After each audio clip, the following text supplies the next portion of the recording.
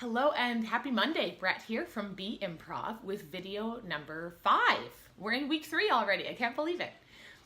Today's value is staying in the moment or being in the moment. And I find that it goes very hand in hand with our first video, which was about active listening or mindful listening. So being in the moment is about finding the joy or even looking at the struggle of this very moment, not thinking about what's coming next, not thinking too much about what already happened, but what's happening right now. Why is this happening? Why am I feeling this way? In improv, being in the moment is what creates those stories. So when you're in a game or where you're in a scene with a partner, you both need to be in the moment so that you can listen to each other, but also so that you can build on each other's ideas, as opposed to having two people who are trying to drive a story forward with their own ideas that never meet. That's just not going to work. But if you have two people who are just in the moment and you're just sort of building on each other, it's all about that, and that's where the amazing surprises and creations come from. And I think, doesn't that sound like a work situation to you? I can imagine, or even a relationship or friendship situation where two people have their own ideas and they're just driving. I need to get to this goal and I need to get here and I'm in the right. Whereas if we stop and we're like, what's happening right now? What's happening with you? What's happening with you? How can we build that? I don't know. I think it can be applied in situations like that too. So I want to share with you the exercise I chose today. This is one of the simplest in the sense of there's no character building, story building, anything like that, exercises, but it can also be super complicated, it turns out. And it also has so much value to it. So this is a clapping game where you're standing in a circle.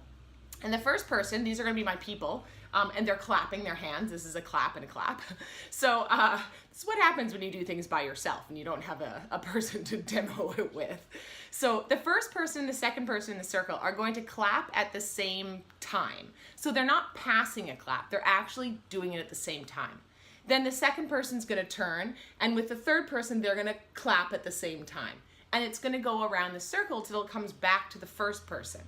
So you're not only receiving a clap, you're also then passing it on. So to start, you're just passing it around the circle like this.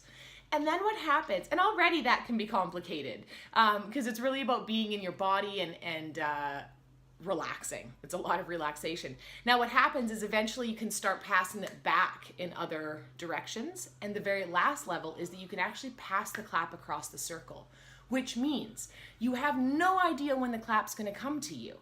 So you have to be in that moment and ready for it. Because the moments I find I get stuck on this game is where I start thinking, oh, I need to pass it to that person next. Or, oh, darn, here it is. It's already at me.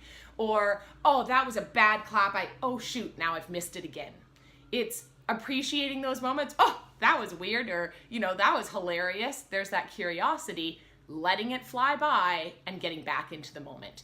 Being ready for whenever that clap comes to you because we want to pick up the pace. So it's a really great exercise about getting out of our heads and being in that very moment, ready to follow those impulses, to send the clap, and also being ready for when it comes with us as well. And I think this is just such a lovely one to transfer over into our day-to-days, finding that moment. When you're finding that you're worrying about what's coming or thinking too much about what's happened, bring yourself back to right now. What's happening right now? How does it feel? How's it affecting you? What joy can you find in this very moment? Look around you. I hope you find a little bit of joy and a little bit of in-the-moment thinking this week ahead of you. And I look forward to seeing you on Friday for my final video 6 of this mini-series.